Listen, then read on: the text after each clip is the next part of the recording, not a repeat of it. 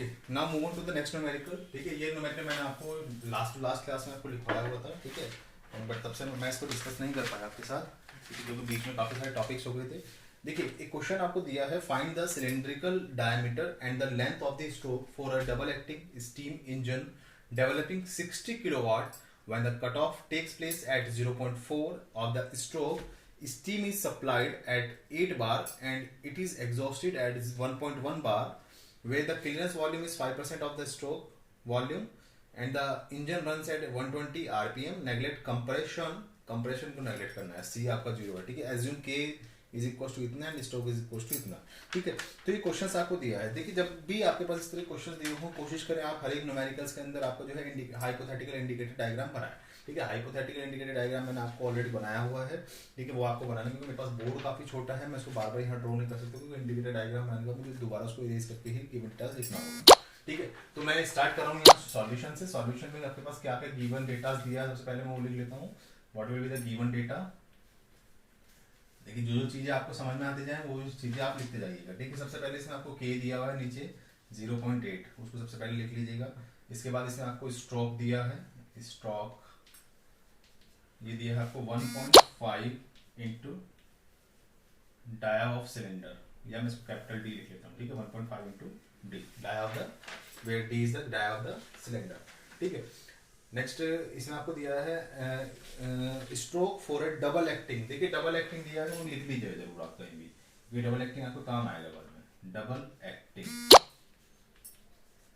ठीक है, double acting steam engine आपका। ठीक है, इसके बाद जो इसके अंदर आपको दिया गया है बेसिक डेटा,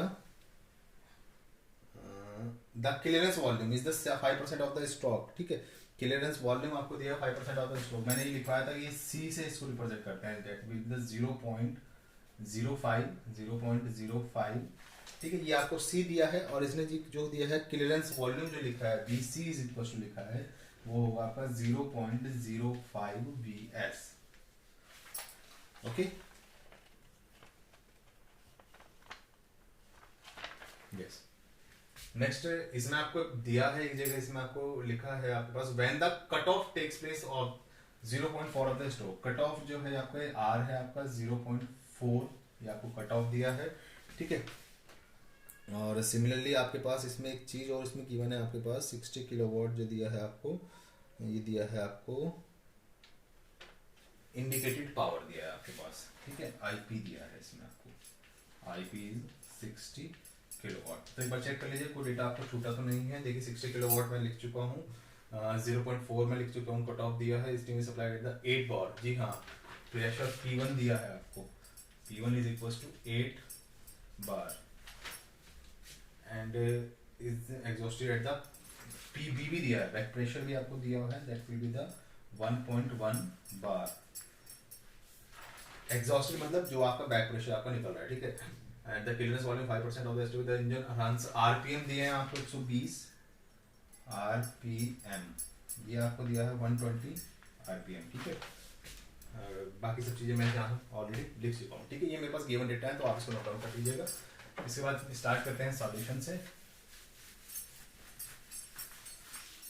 देखिए, सॉल्यूशन करने के लिए हमेशा सबसे पहले आप जाइए कि आपको चाहिए क्या है। ठीक है, मतलब क्या निकालना है। Find the cylindrical diameter, find the cylindrical diameter and the length of the stroke for a double acting steam engine. ठीक है, एक तो इसमें आपको क्या निकालना है, लेंथ निकालनी है इसकी, और एक आपको इसमें क्या निकालना है इसका, मतलब डी और एल, दो चीज आपको निकालनी है। यहाँ फाइंड चीजें यहाँ लिख लीजिएगा, डी निकालना है आपको, D and L find out करना है। ठीक है, डी हो गया आपका डाया ऑफ सिलेंडर, ठीक है, और एल हो गया आपका स्ट्रोक। ठीक है जी, ये दो चीजें आपको निकालनी है। ये दो चीजें अगर आपको निकालनी है तो इन दो चीजों का आपको यूटिलाइजेशन देखना होगा कि किस किस जगह ये दोनों चीजें यूटिलाइज होती हैं। देखिए, सबसे पहले कैलकुलेट करेंगे आप इसमें जो जो चीज़ आपको गिवन है, इसमें आपके पास गिवन, अब क्योंकि मेरे पास डेटा नहीं है, डेटा मुझे यहीं से देखना पड़ेगा सब कुछ। देखिए, इसमें आपके पास आर दिया हुआ था, आर इक्वल टू 0.4। ठीक है, हम जानते हैं हमारे पास V1 इक्वल टू क्या होता है, V1 इज इक्वल टू होता है मेरे पास 0.4 BC, 0.4 BC प्लस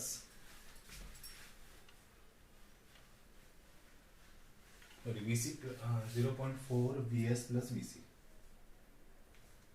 ठीक है, क्योंकि V1 जो मेरे पास होता है, V1 का बेसिक जो फॉर्मूला होता है मेरे पास होता है वो RVS प्लस VC, ठीक है, और R का वैल्यू आपके पास कितना है 0.4, तो V1 कितना आ गया मेरा, ये आ गया, ठीक है। इसके बाद मैं कैपिटल R, इसमें एक्सपेंशन रेशियो निकाल सकता हूँ, capital R expansion ratio is equal to V2 upon V1 होता है ना ये, ठीक है। एक्सपेंशन रेशियो कितना होता है आपका V2 अपॉन V1, तो V2 कितना है आपके पास, V2 क्या गिवन है इसके अंदर, जी हाँ V2 इसके अंदर गिवन है 1.05 VS, V2 आप निकाल सकते हैं, देखिए V1 आपने निकाल लिया है, V2 आपको कैलकुलेट करना है, V2 इज इक्वल टू, मैं जहाँ नोटेशंस मैंने आपको लिखाई है वहाँ मैंने V1 V2 दोनों चीज़ें आपको लिखवा रखी हैं, ठीक है। V2 is equal to VS plus VC, VS plus VC, ठीक है जी, तो VS प्लस VC हो गया आपका।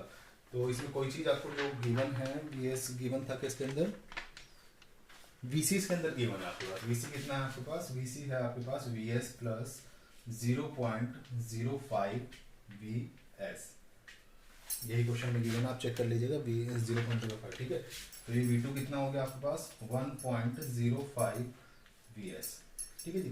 तो V2 निकल गया आपके पास, V1 निकल के, दोनों वैल्यूज को आप पुट करेंगे यहाँ पर, ये VC आप यहाँ भी रिप्लेस करेंगे, ठीक है, यहाँ से रिप्लेस कर रहा हूँ,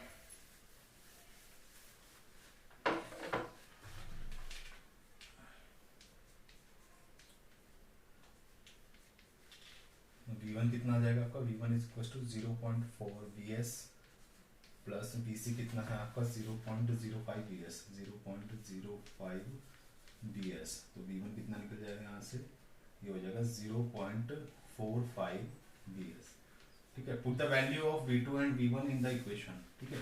सो R will be V2, that means 1.05 VS upon 0.45 VS, VS will be get cancelled, तो R का वैल्यू जो आपको यहाँ से कैलकुलेट होकर आएगा, R इज इक्वल टू, इसको आप कैलकुलेट कर लीजिएगा with the help of calculator, 7/3, 7/3, points में भी आप लिख सकते हैं, नो प्रॉब्लम, ठीक है। तो R का वैल्यू आपको कितना है 7/3, ओके, इसको रेज कर रहा हूँ,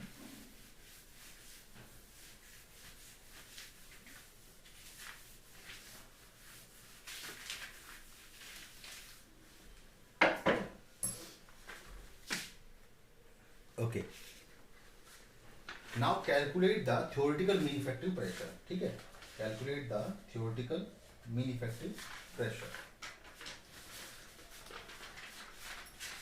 इसमें आपको क्वेश्चन में जो दिया था, शायद इसमें आप क्लियरेंस जो है 0 दिया था, ठीक है, क्लियरेंस 0 दिया, नेगलेक्ट क्लियरेंस लिखा था ना कहीं पे, इसमें शायद नेगलेक्ट कंप्रेशन लिखा था, सॉरी नेगलेक्ट कंप्रेशन लिखा था, तो मतलब आपको एक्स क्या कर देना है, एक्स आपको 0 कर देना है, ठीक है जी।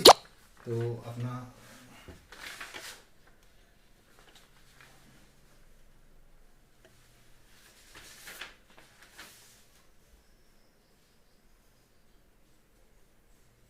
एक्स आपको 0 कर देना है, because compression is neglect, compression is neglected, ठीक है जी, कंप्रेशन आपको नेगलेक्ट करना है, तो that means x will be the 0 in the mean effective pressure. तो मैं डायरेक्ट इसमें लिख देता हूँ, पीएम कितना आएगा आपके पास, पीएम आएगा आपके पास P1R plus P1R plus C ln 1 plus C upon R plus C minus PB minus PB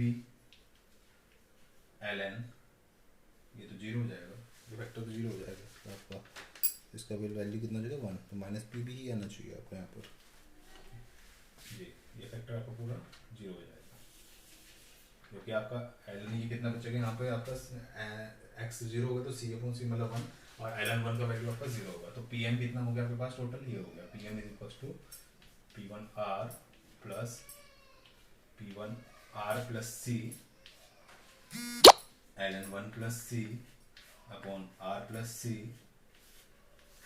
minus PB, और आई थिंक इसमें सब वैल्यूज आपके पास गिवन है, P1 आपको गिवन है, R गिवन है, C भी गिवन है इसके अंदर आपके पास, और PB भी आपको गिवन है। ठीक है, जी सब वैल्यूज आपके पास ऑलरेडी हैं, तो आप यहाँ से इसको कैलकुलेट कर सकते हैं। ठीक है, मैं वैल्यू रख देता हूँ, क्या क्या दिए है। PM आपको दिया है, सॉरी P1 आपको दिया है, P1 दिया है आपको 8 बार। R शायद आपने निकाला था, R कितना निकाला था आपने, स्मॉल R आपने निकाला था, स्मॉल R आपको दिया था 0.4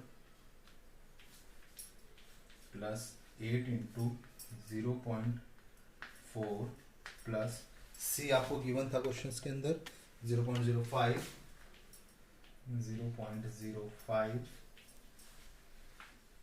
into ln 1 plus 0.05 upon 0.4 plus 0.05 minus PB back pressure आपको दिया था 1.1, आई थिंक 1.1।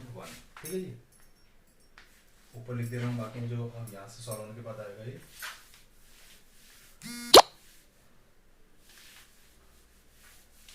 देखिए कितना बचेगा यहाँ पे आपका PM, इसकी मल्टीप्लाई करेंगे, पॉइंट हटाएंगे यहाँ से 0 आएगा। ठीक है, या की मल्टीप्लाई आपसे कर लीजिएगा, 8 4 जा 32 मतलब ये आएगा 3.2 आपका। ठीक है,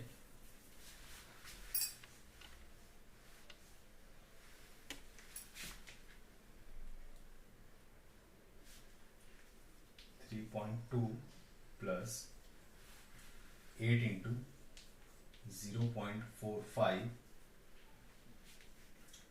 ln 1.05 अपॉन 0.45 माइनस 1.1। पूरे को सॉल्व करेंगे तो आपका PM कैलकुलेट हो जाएगा आपका पूरा 5.15 बार, 5.15 बार। ये आपका क्या निकल के आएगा पूरा मीन इफेक्टिव प्रेशर। देखिए जब मीन इफेक्टिव प्रेशर आपके पास निकल जाएगा तो आप इजीली वर्क डन कैलकुलेट कर सकते हैं। मैंने आपको लास्ट क्वेश्चन में बताया था कि जब वर्क डन आपको कैलकुलेट करना है तो क्या करेंगे, मीन इफेक्टिव प्रेशर PM में आप केवल मल्टीप्लाई करेंगे किससे, VS से। ठीक है जी, तो work done will be the PM into VS मैंने लिखवाया था कितना, π/4 T² इंटू L। ठीक है, और आपके पास रिलेशन इस क्वेश्चन के अंदर गिवन है आपको।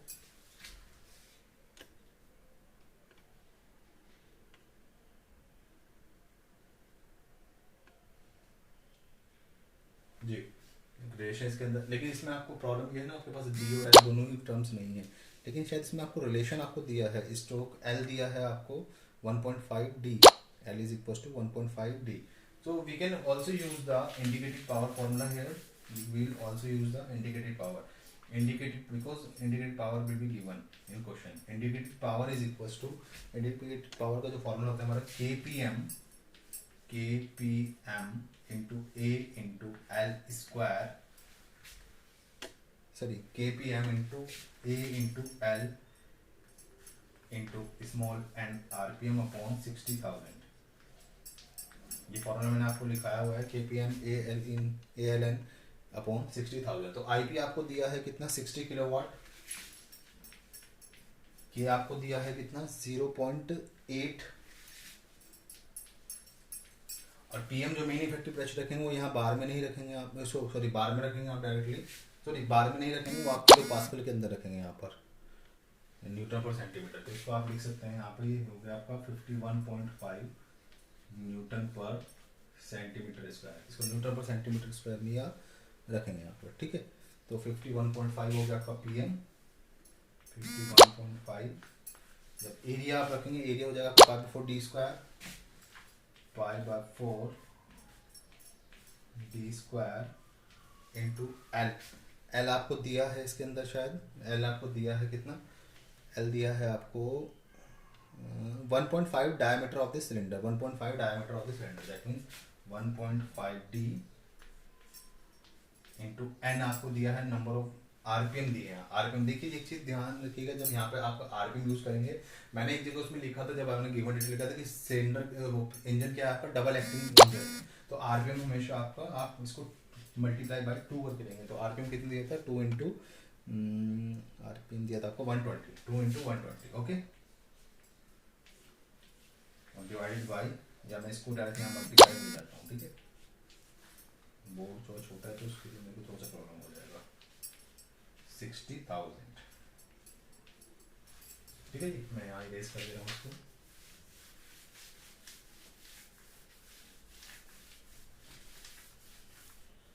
देखिए कितना आ जाएगा ये, 6 6 जा 36, 1 2 3 4 5 इज इक्वल्स टू, ये हो जाएगा आपके पास 0.8 into 51.5 into pi by 4 into D square. जी की अब डी स्क्वायर की जगह आप क्या रखेंगे, इसमें डी स्क्वायर आपको दिया नहीं है तो आपको डी स्क्वायर का एज इट इज रखेंगे, डी स्क्वायर, ठीक है, इंटू, और जो स्ट्रोक आपको दिया है 1.5 into diameter of the cylinder, ठीक है, 1.5 into diameter of the cylinder, 1.5 D into 2 into 120।